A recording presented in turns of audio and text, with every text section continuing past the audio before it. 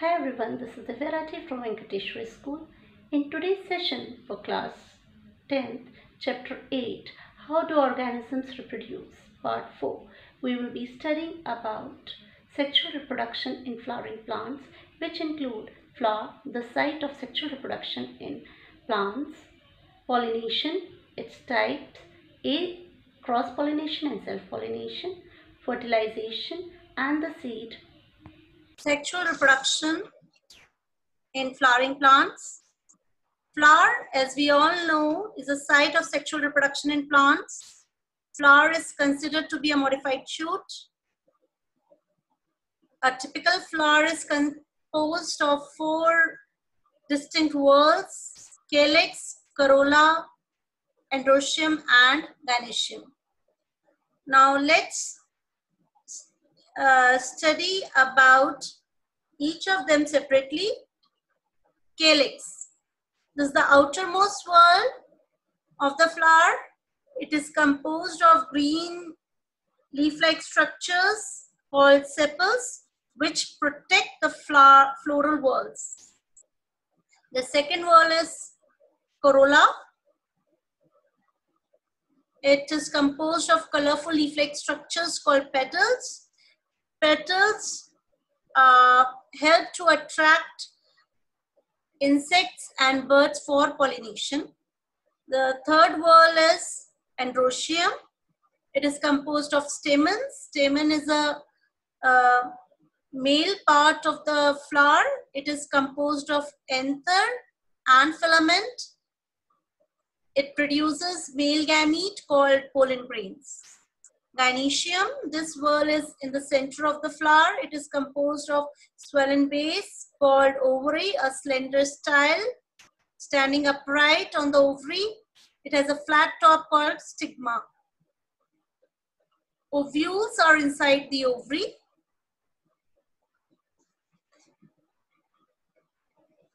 And the ovary contain ovules.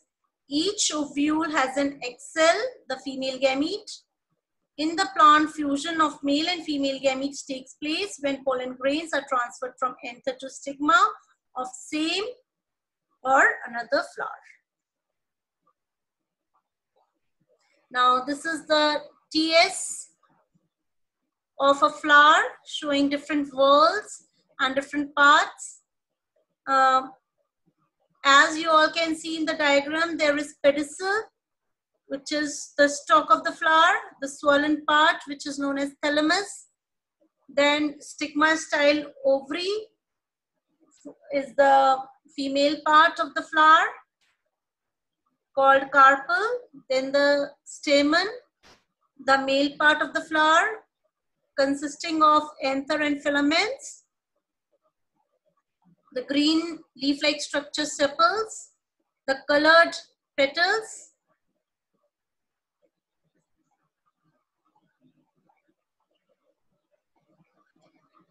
now let's come to pollination. Pollination is the process of transfer and deposition of pollen grains from anther to the stigma of a flower. It is an essential event in sexual reproduction of seed-bearing plants. The main 2 types of pollination are self-pollination and cross-pollination. In self-pollination, the transfer of pollen grains from anther to stigma of either the same flower or another flower of the same plant. In cross-pollination, the transfer of pollen grains from anther of one flower to the stigma of another flower of different plant but of same species. Cross-pollination requires the aid of external agencies. The external agencies can be abiotic, wind or water, or biotic, insects, birds, bats, snails, and other animals. Cross-pollination brings about genetic recombinations and produces variations in the offspring. It also increases the adaptability and makes the offspring better adjusted towards the changes in the environment. Now, the next event followed after fertilization, after pollination, is fertilization. Once the pollen grains is deposited on the suitable stigma, it gives rise to pollen tube, which grows chemotropically through the style and reaches the ovary where the ovules are located.